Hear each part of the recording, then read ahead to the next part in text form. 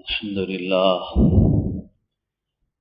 لله نحمده ونستعينه ونستغفره ونؤمن به ونتوكل عليه ونعوذ بالله من شرور أنفسنا ومن سيئات أعمالنا من يهد الله فلا مضل له ومن يضلل فلا هادي له نشهد أن لا إله إلا الله وحده لا شريك له ونشهد أن سيدنا ونبينا ومولانا محمدا عبده ورسوله صلى الله تعالى عليه وعلى آله وأصحابه وأتباعه وأزواجه وذرياته وبارك وسلم تسليما كثيرا كثيرا اما بعد.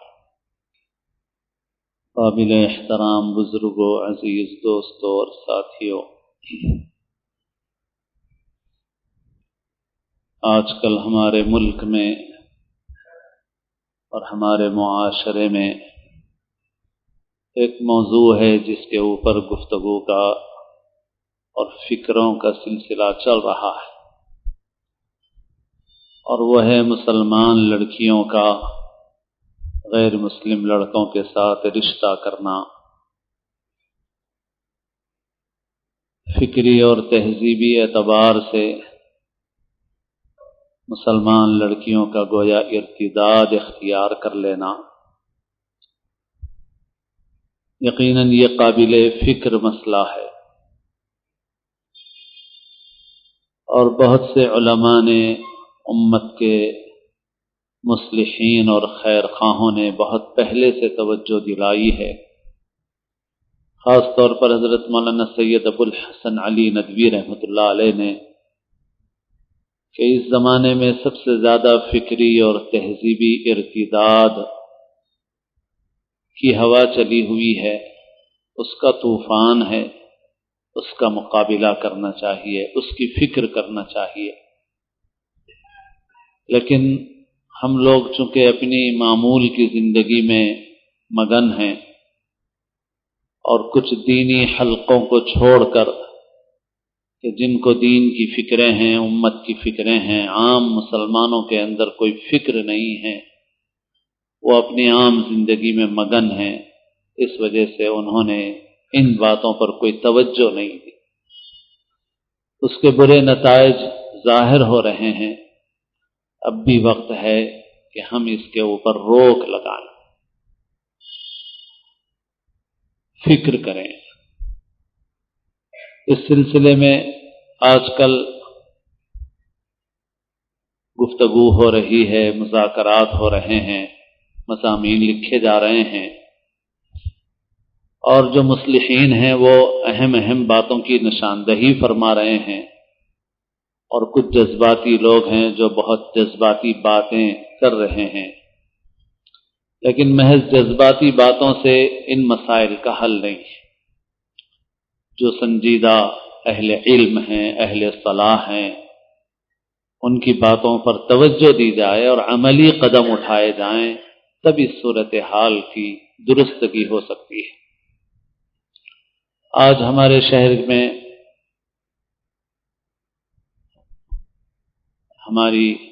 ہمارے ملک نہیں بلکہ پوری دنیا میں ممتاز علماء میں ہیں حضرت مولانا خالد سیف اللہ رحمانی صاحب دامت برکاتہم۔ انہوں نے بھی اس عنوان پر مضمون تحریر فرمایا، اور حضرت مولانا نے 4 اسباب بنیادی طور پر بتائے اور ان کی نشاندہی فرمائی کہ ان اسباب کی وجہ سے یہ نتیجے برآمد ہو رہے ہیں۔ ان میں سے پہلی چیز مولانا نے ذکر فرمائی، مصرفانہ شادیاں ہیں ہماری جو بہت مہنگی ہو گئی ہیں، وہ بھی ایک بڑی وجہ ہے۔ اسی طرح سے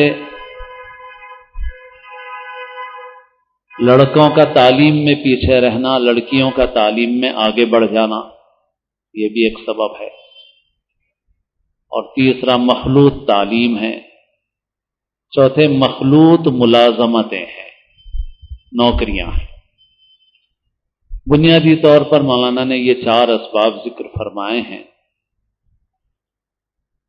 پہلی چیز جو مولانا نے ذکر فرمائی وہ مصرفانہ تقریبات ہیں، شادی کی مہنگی شادیاں ہیں۔ اس قسم کے جو حالات و واقعات پیش آ رہے ہیں اس کے اسباب کئی ایک ہیں۔ ایک طبقہ ایسا ہے جو دنیاوی تعلیم میں اور دنیا کی محبت میں ایسا منہمک ہے کہ اس کے نزدیک دین اور ایمان کی کوئی اہمیت نہیں ہے، عقیدے کی کوئی اہمیت نہیں ہے، بس ان کو اپنے مال چاہیے اور دنیا چاہیے۔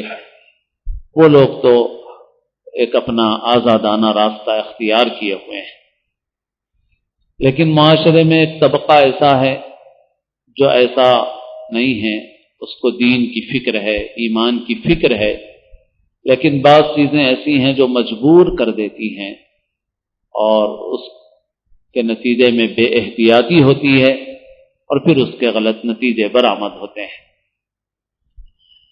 دیکھیے کچھ تو نوکریاں جو کر رہی ہیں بعض لڑکیاں بہت پڑھی لکھی ہیں، ان کا معاملہ تو الگ ہے کہ ان کا تو ذہن ہی بدل گیا ہے، ذہنیت ہی ان کی بنیادی طور پر بگڑ گئی ہے، ان کے نزدیک ان چیزوں کی کوئی اہمیت نہیں ہے۔ لیکن ایک جو متوسط قسم کا طبقہ ہے اور اس طبقے کی لڑکیاں جو باہر جاتی ہیں وہ کسی شوق میں نہیں جاتی بلکہ مجبوری میں جاتی ہیں۔ عام طور پر آپ کو دواخانوں میں لڑکیاں کام کرتی ہوئی نظر آئیں گی، سپر مارکیٹوں میں نظر آئیں گی، دکانوں میں نظر آئیں گی، ڈائگنوسٹک سینٹرز میں نظر آئیں گی، مختلف قسم کے دفاتر میں نظر آئیں گی۔ آپ غور کی نظر سے دیکھیے اور یہ بتائیے کہ یہ لڑکیاں کیوں گئی ہیں نوکری کے لیے، گھر سے باہر کیوں گئی ہیں؟ ایک سپر مارکیٹ میں، ایک دواخانے میں، ایک میڈیکل سینٹر میں، ایک آفس میں جہاں غیروں کے ساتھ اختلاط، میل جول، دن 4-4 6-6 8-8 گھنٹے اٹھنا بیٹھنا، یہ سب کرنے کے لیے یہ لڑکیاں وہاں کیوں گئی ہیں؟ شوق سے یا مجبوری سے؟ کیا چیز ہے ان کو لے جانے والی؟ آپ اگر غور سے دیکھیں گے اور انصاف سے بتائیں گے تو آپ کو پتہ چلے گا کہ یہ ساری کی ساری تقریباً مجبوری سے گئی ہے۔ ان کی شادیوں کے دور تک آثار نہیں ہیں۔ کوئی باپ بھی اپنی بیٹی کو آفس میں نہیں بھیجنا چاہتا ملازمت کے لیے، مارکیٹوں میں نہیں بھیجنا چاہتا، دواخانوں میں نہیں بھیجنا چاہتا، لیکن جب اس باپ کے سامنے کوئی راستہ نہیں ہے، اس کے پاس شادی کے اسباب نہیں ہیں، بچیوں کی شادی کے دور تک آثار نہیں ہیں، کچھ عرصے کے بعد شادی کرنا ہے تو اس کے لیے بھی بڑا مال جمع کرنا ہے جو خود باپ کی طاقت سے باہر ہے، تو بچی کو کمانے کے لیے بھیجنا ہے، پھر روزمرہ کی زندگی گزارنا بھی بسا اوقات مشکل ہے، تو گھر میں بچیاں بیٹھی رہیں گی تو گھر کا گزارا بھی کیسے ہوگا؟ روز بروز بڑھتی ہوئی مہنگائی اور حالات کی سنگینی ان کو مجبور کر دیتی ہے اور وہ باپ مجبوراً بھیجتا ہے۔ ہمارے کسی نوجوان کو اگر کوئی مسلمان لڑکی کسی غیر مسلم کے ساتھ نظر آ جائے، ایک بار میں شانتی نگر کے پاس سے آ رہا تھا تو ایک ہنگامہ سا ہو رہا تھا، سیل فون پڑا ہوا تھا، ایک مار پیٹ ہو گئی تھی، پوچھا میں نے کیا ہوا تو بتایا گیا کہ بھئی کوئی غیر مسلم کے ساتھ کوئی مسلمان لڑکی تھی تو ہمارے بہادروں نے اپنی بہادری کے جوہر دکھائے، اور اچھا ہے، ہونا تو چاہیے غیرت کا جذبہ، مگر ذرا اس کو صحیح رخ دینے کی ضرورت ہے اور صحیح وقت پر استعمال کرنے کی ضرورت ہے، وہ میں آپ سے عرض کروں گا۔ بہت ہونا چاہیے، غیرت کی بات ہے۔ تو ہمارے نوجوانوں کو کوئی ایسا نظر آ جائے تو وہ رد عمل اپنا دکھاتے ہیں، نکلس روڈ پہ نظر آ جائے، کہیں کسی پارک میں نظر آ جائے، مگر وہ ہمارے نوجوان جنہوں نے اس لڑکی کو پکڑا اور لڑکی کو مارا یا لڑکے کو مارا، یہ نوجوان جب خود شادی کرنے کے لیے کا موقع آتا ہے اس کا تو یہ حریص اور لالچی بن جاتا ہے، یہ وہاں بہادری کے جوہر دکھاتا ہے لیکن شادی کے موقع پر یہ کہتا ہے کہ نہیں، ہمارے ماں باپ نہیں مان رہے، بھائی نہیں مان رہا، دوست نہیں مان رہے، رشتہ دار نہیں مان رہے، لہذا ایسی شادی کرتا ہے کہ جس شادی سے لڑکی والوں پر بدترین ظلم ہوتا ہے۔ تم اس لڑکی کو یا اس لڑکی کے ساتھ پھرنے والے کو آج مار رہے ہو اور بہادری دکھا رہے ہو، مگر اس لڑکی کو یہاں پہنچانے کے تم ذمہ دار ہو۔ اس لڑکی کے باپ نے شوق میں نہیں بھیجا تھا اس کو باہر، مجبوری میں بھیجا تھا، اس کو مجبور تم نے کیا۔ اگر تم واقعی بہادر ہو تو تم شادی کے موقع پر اپنی بہادری دکھاؤ، وہاں کیوں چوہے بن جاتے ہو؟ یہاں شیر نظر آ رہے ہو اور وہاں پر چوہے بن جاتے ہو، وہاں دکھاؤ بہادری اپنی۔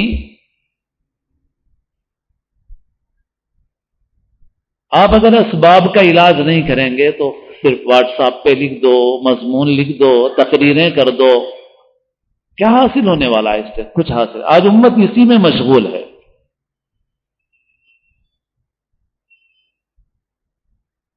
اور اسباب اپنی جگہ پر ہیں، میں اور اسباب کا انکار نہیں کر رہا ہوں، مگر میں آپ سے بتا رہا ہوں کہ مڈل کلاس کی جتنی لڑکیاں آپ کو نظر آ رہی ہیں باہر، اور آپ ان کا فیملی بیک گراؤنڈ دیکھ لیجئے کہ کیا دینی اعتبار سے آزاد ہیں؟ وہ نہیں ہے۔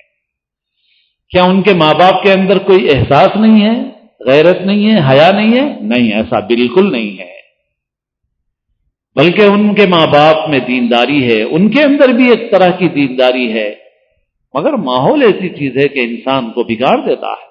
اچھا ماحول اچھا کرتا ہے، برا ماحول بگاڑ دیتا ہے۔ وہ لڑکیاں شوق سے نہیں آئیں، نہ ان کے ماں باپ نے شوق سے بھیجا، اور بلکہ اولن تو وہ لڑکیاں بھی آنے سے جھجکتی رہی ہوں گی، لیکن کچھ وقت کے بعد وہ جھجک ان کی دور ہو جاتی ہے۔ ایک بہت بڑی تعداد لڑکیوں کی اسی طرح سے باہر آ رہی ہے، اور وہی غیروں کا لقمہ تر ہے۔ باقی جن کے پاس مال ہے، جن کے پاس تعلیم ہے، وہ اپنی مرضی سے کر رہی ہیں جو کر رہی ہے، وہ مجبوری سے نہیں کر رہی ہے وہ، لیکن یہ وہ طبقہ ہے جو مجبوری کی وجہ سے اس میں مبتلا ہو رہا ہے، اور اس کو مجبور کرنے والا خود مسلمان معاشرہ ہے، خود مسلمانوں کا سماج ہے، مسلمانوں کے غلط رسم و رواج ہیں۔ حضرت مولانا خلیل الرحمن سجاد نعمانی صاحب کی ایک بات نقل کرتا رہتا ہوں۔ 1-2 سال پہلے عیدگاہ بلالی میں یہیں پر مولانا نے فرمایا تھا کہ بعض لڑکیاں جو نو مسلم ہیں یا غیر مسلم ہیں مگر ہم سے کچھ تعلق رکھتی ہیں، مانوس ہیں اور پڑھی لکھی ہیں، اچھے گھرانوں کی ہیں، وہ لڑکیاں یہ کہتی ہیں کہ اگر اس ملک کے مسلمان، اور خرابیاں اپنی جگہ پر ہیں، اس ملک کے مسلمان اگر صرف شادی کے معاملے میں سچے مسلمان ہوتے تو لاکھوں غیر مسلم لڑکیاں اسلام کے دامن میں پناہ لینے کے لیے تیار ہیں، مگر شادی کے معاملے میں ہندو بن گئے ہم سے کہا جا رہا ہے ہندو بنو تو ناگوار ہے ہم کو، گھر واپسی کی کوئی بات کرتا ہے تو ناگوار ہے ہم کو، ہم شادی کے معاملے میں کیوں ہندو بنے ہوئے ہیں؟ کیا نہیں ہے؟ اسی لیے شادیاں دین کے مطابق ہیں یا نہیں ہیں، سنت کے مطابق ہیں یا نہیں ہے، شادی شرعی ہے یا نہیں ہے، اس کو جانچنے کا معیار بھی اکثر عرض کرتا رہتا ہوں میں۔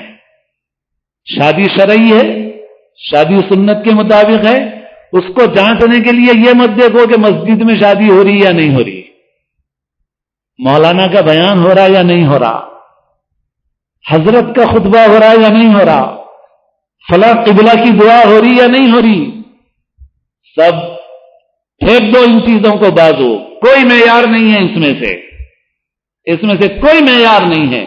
اگر تم یہ جانچنا چاہتے ہو کہ یہ شادی اسلام کے طریقے پر ہے یا ہندوانہ طریقے پر ہے تو اس کو جانچنے کا معیار اللہ کے گھر میں آپ سے بالکل 2 ٹوک عرض کر رہا ہوں، رکھ لو محفوظ کر کے اس کو۔ جس شادی میں لڑکی والوں پر جتنا بوجھ ڈالا گیا وہ اتنی ہندوانہ شادی ہے۔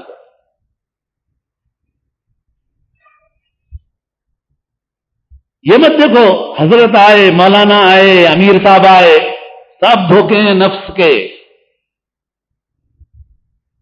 کسی کے بیان سے، کسی کی دعا سے کچھ نہیں ہے۔ شادی شرعی ہے، شادی اسلام کے طریقے پر ہے، اسے جانچنا ہو تو ایک ہی معیار دے رہا ہوں آپ کو میں بس۔ آپ یہ دیکھو لڑکی والوں پر کتنا بوجھ ڈالا گیا، جس شادی میں لڑکی والوں پر جتنا بوجھ ڈالا گیا اتنی ہندوانہ، اور جتنا ان کو بوجھ سے سبکدوش کیا گیا اتنی اسلام کے مطابق ہے وہ شادی۔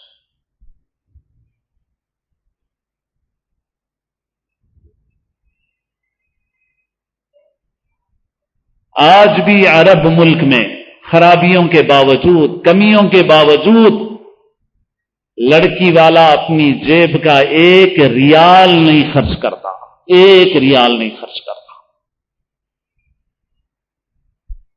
سچ کہہ رہا ہوں آپ سے۔ بعض لوگ سوچتے ہیں نہیں وہاں بھی بہت دعوتیں ہوتی ہیں، جی ہوتی ہیں دعوتیں، کیسی ہوتی ہیں معلوم ہے؟ آپ کی طرح 11,000 روپے کے مہر پہ لڑائی نہیں ہوتی وہاں۔ 50,000 ریال کا، 1,00,000 ریال کا، 5,00,000 ریال کا مہر نقد ایڈوانس وصول کیا جاتا ہے۔ قاضی کے پاس بیٹھ کے کتنا 11,000 2 دینار لڑ لیتے نہیں بیٹھتے، پہلے سے جو طے ہوتا ہے، جس کی جیسی استطاعت ہے، کوئی 10,000 ریال دیتا ہے، کوئی 50,000 ریال دیتا ہے، کوئی 1,00,000 ریال دیتا ہے، کوئی 5,00,000 ریال دیتا ہے، اور یہ مہر نقد اور ایڈوانس لڑکی کو، لڑکی والوں کو دینا پڑتا ہے۔ لڑکی والے جو کچھ کرتے ہیں اسی پیسے سے کرتے ہیں، اس سے کرنے کے بعد بچا کے رکھتے ہیں، وہ بھی خرچ نہیں ہو جاتا پورا، ساری دعوتیں کر لینے کے بعد اس سے بچا کے رکھتے ہیں۔ اس لیے کہہ رہا ہوں ایک ریال بھی آج بھی عرب ملک میں لڑکی والا اپنی جیب کا نہیں خرچ کرتا۔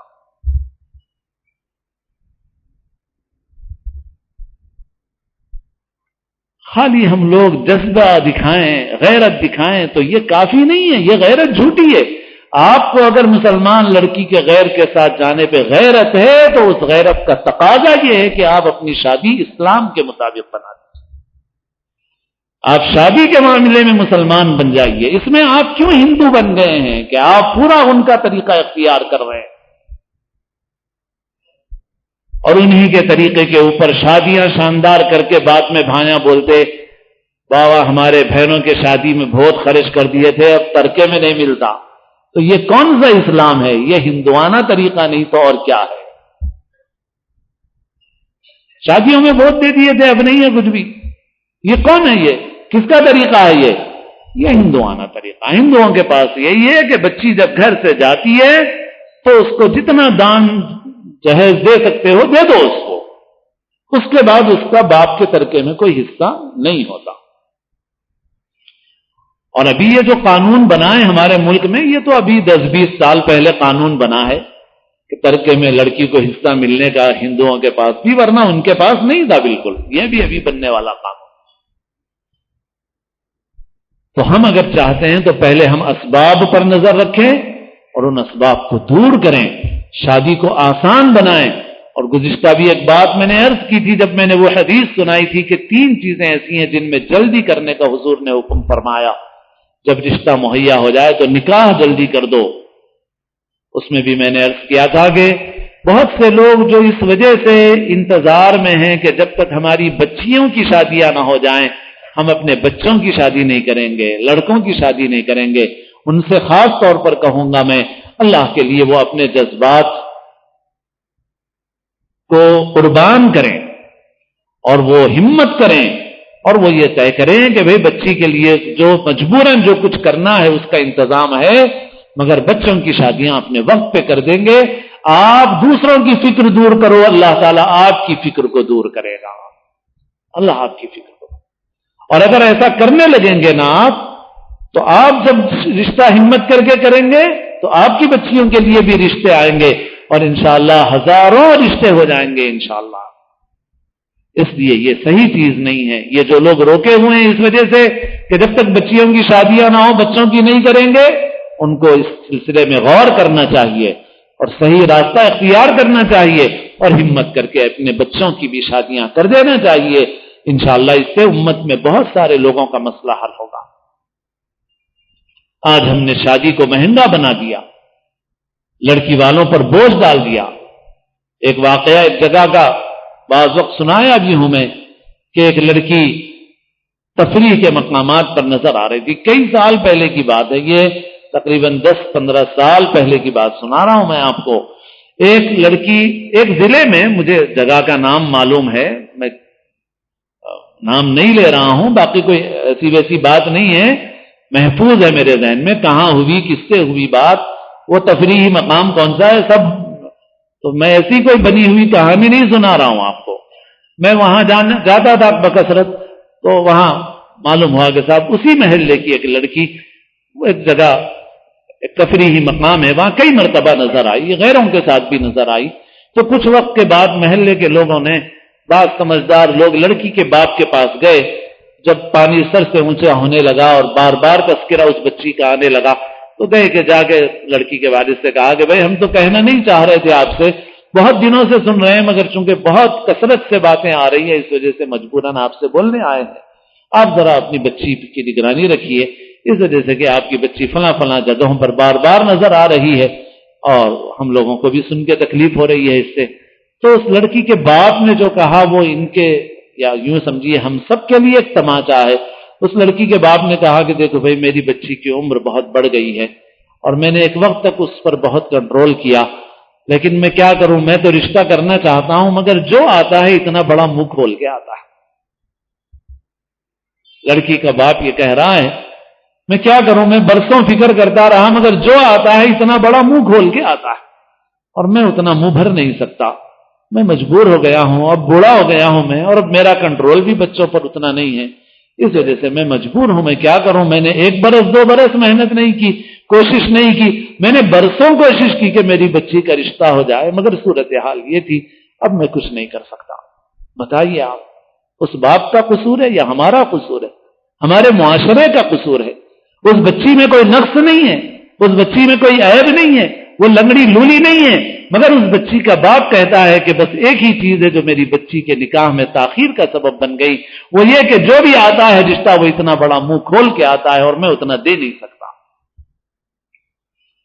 اس لیے میرے دوستو، ہمت و حوصلے سے کام لو، بات چلاؤ معاشرے میں، یہ بات معاشرے میں چلاؤ اور عام کرو اس بات کو، رشتوں کو آسان کرو، لڑکی والوں کو بالکل ہلکا کر دو، ان کے اوپر کوئی بوجھ نہیں، تب ہم صحیح معنوں میں مسلمان، سچے پکے مسلمان ہوں گے۔ اس کی بہت ضرورت ہے۔ خالی جوش جذبہ واٹس ایپ پہ دکھاؤ، یہ کوئی فائدے کی چیز نہیں ہے، یہ کوئی فائدے کی چیز، اس سے کوئی فائدہ نہیں ہے، بعض اوقات بعض چیزوں سے تو نقصان ہے، نہ سمجھی میں پھیلا رہے ہیں ایسی چیزوں کو۔ اس لیے اپنے جوش جذبے اور غیرت کو صحیح رخ دو اور اپنی شادیوں کو سادہ کرو اور لڑکی والوں کا بوجھ ہلکا کرو اور شادی کے معاملے میں پکے مسلمان بن جاؤ، تو انشاءاللہ بہت کچھ ان چیزوں کے اوپر روک لگے گی۔ اور باقی اور بھی وجوہات ہیں، اللہ نے توفیق دی تو ان پر بھی انشاءاللہ حسب توفیق کچھ باتیں عرض کی جائیں گی۔ اللہ تعالیٰ مجھے آپ کو سب کو عمل کی توفیق نصیب فرمائے۔ اللہ تعالیٰ ہمارے بچوں کی، بچیوں کے، سب کے دین اور ایمان کی اللہ تعالیٰ حفاظت فرمائے، ہماری نسلوں کے دین و ایمان کی حفاظت فرمائے۔ ہماری جو بچیاں اپنی کسی کمی کوتاہی سے چلی گئی ہیں، اللہ تعالیٰ ان کے دل کے اندر ان کے ایمان کو باقی رکھے اور اللہ تعالیٰ اس کو قوت پہنچائے اور وقت پر ان کا ایمان کام کرے اور اپنے نتیجے دکھائے، اور اللہ کی قدرت سے کوئی چیز بعید نہیں ہے۔ وہ اگر گندگی میں گئی بھی ہیں تب بھی کوئی مشکل نہیں ہے، اللہ چاہے تو کوئی دشوار چیز نہیں ہے، وہ پھر راہ ہدایت پر بھی آ سکتی ہیں اور دوسروں کے لیے ہدایت کا ذریعہ بھی بن سکتی ہیں۔ جو بچیاں چلی گئی ہیں اللہ ان کے دین و ایمان کی بھی حفاظت فرمائے اور ان کے لیے بھی لوٹنا اللہ آسان فرما دے، اور ہمارے سب بچوں کی، بچیوں کی اور ہماری نسلوں کی حفاظت فرمائے۔ اللہ تعالی ہم سب کو اسلام کی زندگی اور اپنے اپنے وقت پر حسن خاتمہ نصیب فرمائے، سنتیں ادا فرمائے۔